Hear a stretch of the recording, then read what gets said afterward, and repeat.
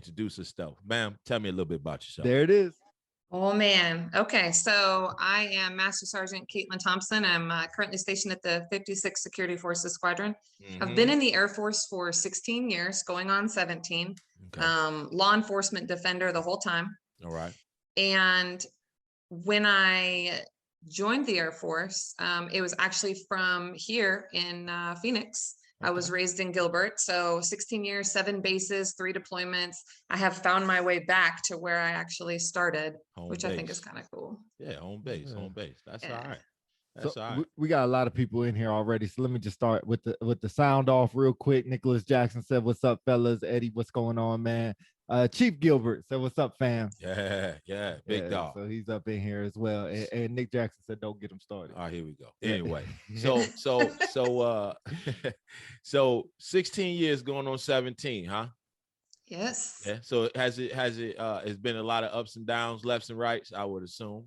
Absolutely. My career has taken me in so many different directions, and I use all of that now to kind of use analogies and give examples to my team that I supervise now, and even just friendships or whatever, whether I'm in charge of people or not. I always pull those experiences in to kind of say, hey, I dealt with something similar to this. Let me tell you my story. Yeah.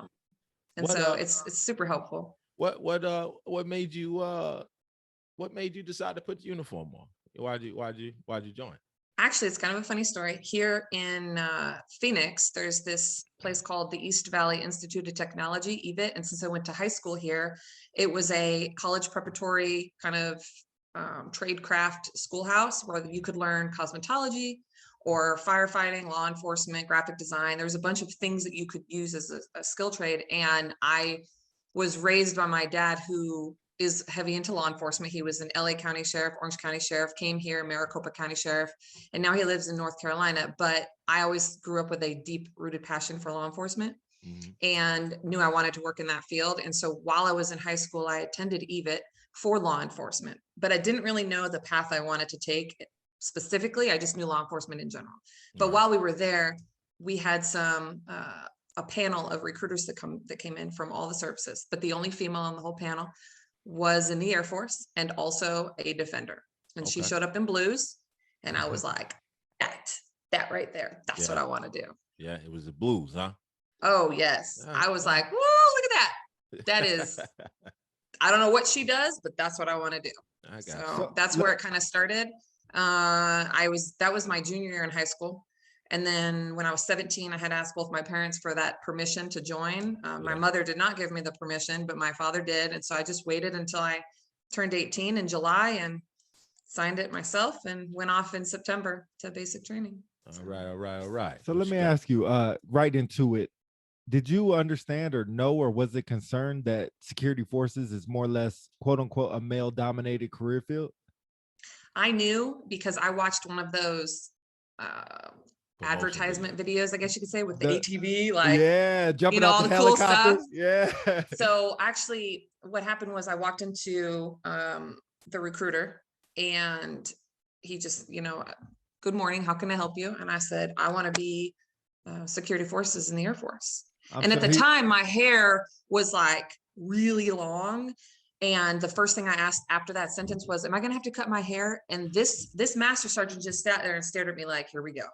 Because I just was this 18-year-old female that just stuck my head in. Hi, I want to join the Air Force. Do I have to cut my hair? And that's in my mind how I felt like I sounded. And so I'm messing this up already. He was like, come in and sit down. He was like, why security forces? This is literally within 10 minutes of meeting this man. He goes, that's a shock, though. Why security forces? I went into, my story about law enforcement. And he was like, is there anything else you want to do? Wow. Did never acknowledge the security forces piece. Just, he would, is there anything else you want to do? And I was like, nope. But I'm gonna hit you hard. I'm gonna hit you hard with this one. At least I think it is. You know where I work, right? So you mentioned your husband, right?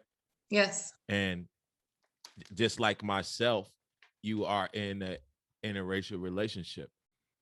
What did that bring, if anything? Ups, downs?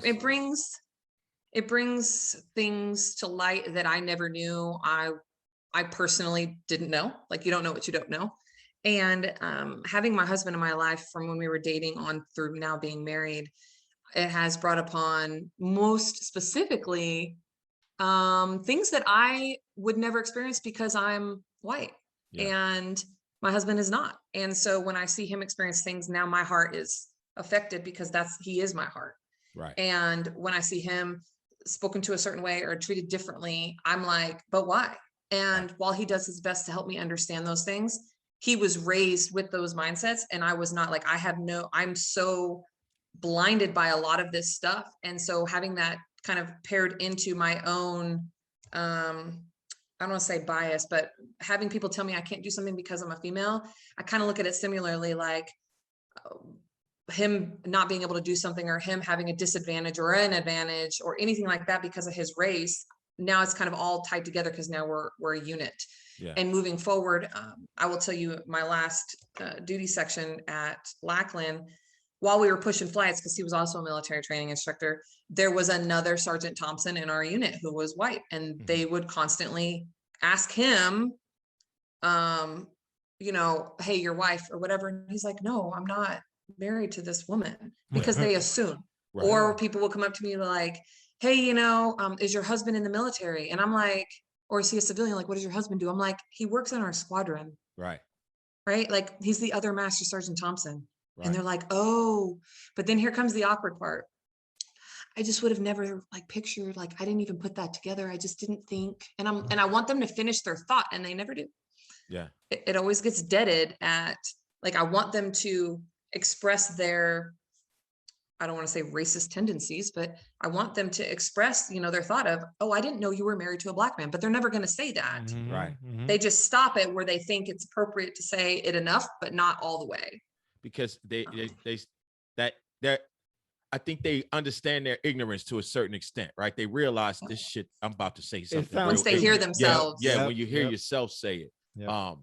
Yeah, 100%. You know, I just had to ask you that, you know, because like you said, it brings challenges, you know, and I've experienced it on the flip side, you know, because my wife is Hispanic, and it wasn't really too much of the military, it's more just the civilian population, Right. you know, but they see her for some reason, you know, they assume my wife is white because she's lighter skin, you know, and we've experienced it too, you know, so I just wanted to hear from the flip side, is active duty military woman married to a Black man, you know, because it's out there, you know, and it's things that we have to get over. We have to move forward, you know, and like you said, one of the things you kept saying is together, you know, we have to move towards it together. When we talk about my husband also being a defender, we both have a weapon on the side of our bed, and we recognize, like, we set boundaries of, if somebody were to break in the house, you know, I got his 6, like, I'm his wingman. I'm not gonna be the woman on the TV that's like, and I stay in my room. Like, no, like, we have the same skill set, and like, we will, and he knows that too. Like, we've talked about it. Like, you do recognize that I will come to your aid, like, and I will shoot somebody if I need to. It's an equal partnership. Like, we recognize that. And I appreciate and love that about him, because he's got a hard job. He's trying to defend his wife, but also his wife has the same skills that he does. So I can help, but in his mind, he doesn't want me to, because he doesn't want me to be in danger. Exactly. And I have to appreciate that. Yeah. Man, how hard is that? Yeah. How hard is that mentality to hold? Because exactly what you're saying is my question. How you can defend yourself. We all can hear it. We all can see it. We work with you a little bit. We know, I think I know your capabilities, or at least what your capabilities are. I'm sure they expand more than what I even know. But even being married to a fellow defender, how do you face that? How do you deal with that? Because as much as we can say it, and as much as you can say, I'll have your 6 and I'll defend you, as a man, I'm hearing it now and still be like, don't worry about it. Yeah. Is it a part of you? Is it a part of you that says, all right, like you got to say, it goes from, all right, Master Sergeant Thompson, to, all right, babe. You know what I'm saying? You know what I mean? Like, it has to be a switch.